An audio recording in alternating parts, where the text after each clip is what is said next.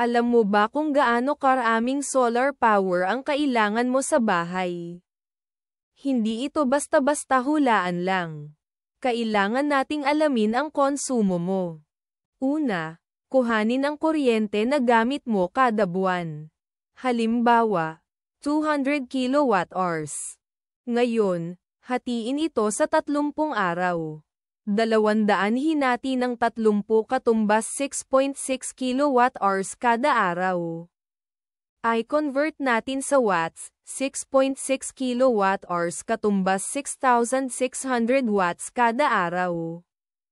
Ang araw sa Pilipinas ay nagbibigay ng 4 hanggang 5 sun hours per day on average.